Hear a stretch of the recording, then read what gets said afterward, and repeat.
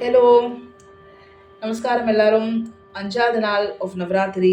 அஞ்சாவது ஆவரணம் ஆஃப் கமலாம்பா நவாவரணம், பைரவி ராகம், மிஸ்ர ஜாதி, ஜம்பதாரம் கேட்கலாம். ஸ்ரீ கமலாம்பாய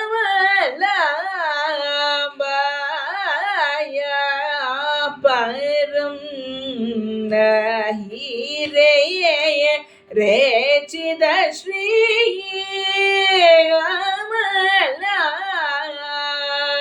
कमलाम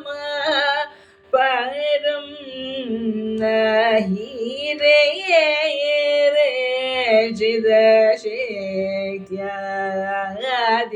शिवानंद तत्व स्वरूपिण्या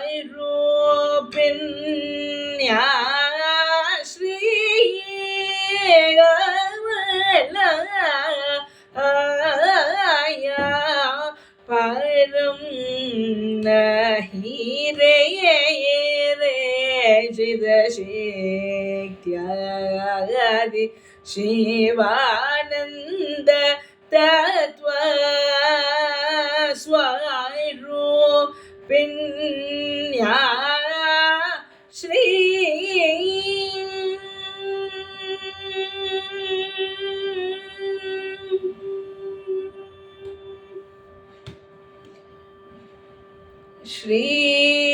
श्रीकण्ठ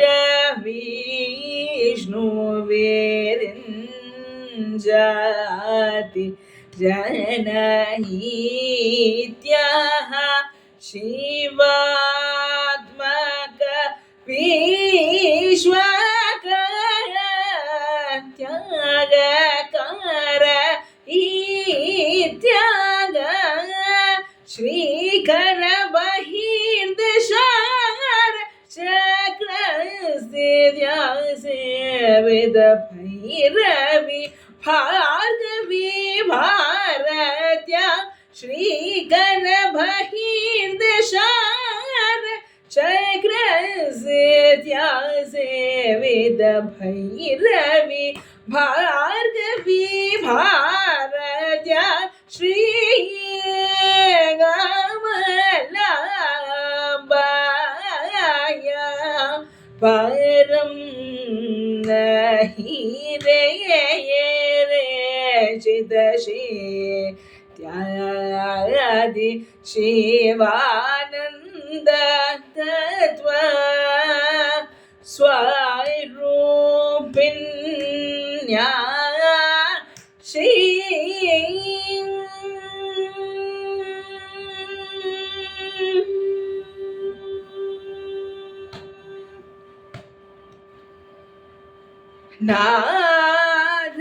नादमय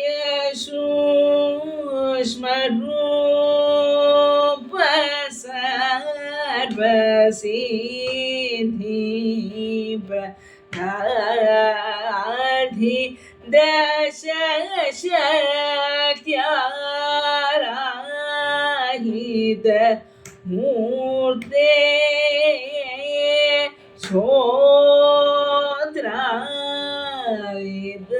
दशकरणात्मक कुलकौली कारी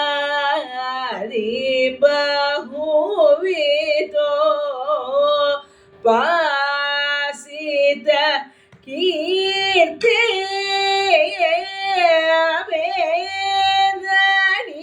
वेदनीत्य शोध बोध मुक्त सच्चिदानन्दमय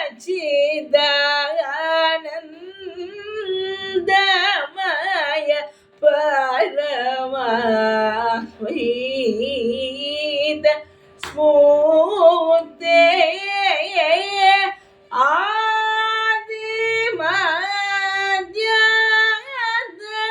आदिमध्यान्तरहित प्रमेय गुरुः पोदित सर्वात् साधक पूर्ते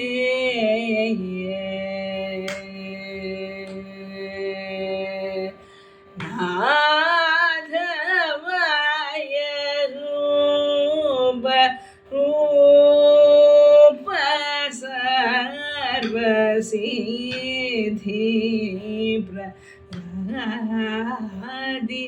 दशशक्त्या राधित मूर्ते श्रोत्राधिदशकर नात्मक फूलकौले कादि बहुविदो पासित कीर्ते अभेदनीत्य शुद्ध बोध मुक्त सच्चिदानन्द माय परमा त्वयित स्फूर्ते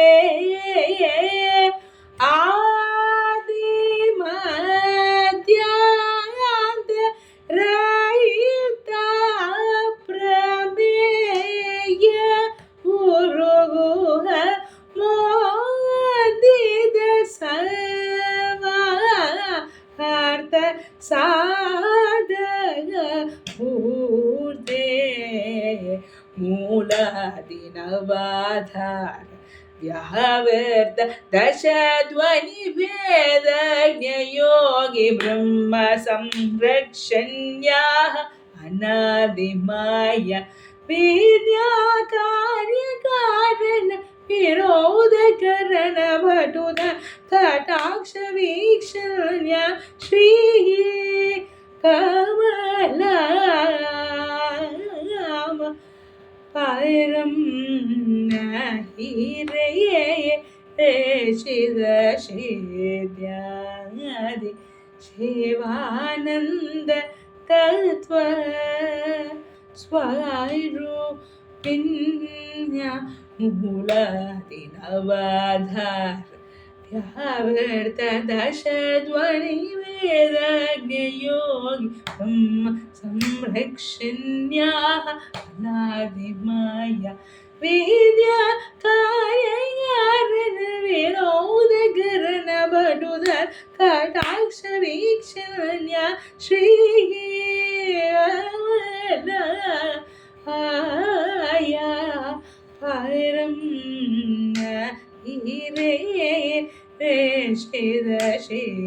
रेषिदशेद्यादि शिवानन्द तत्त्व स्वरूपिण्या श्री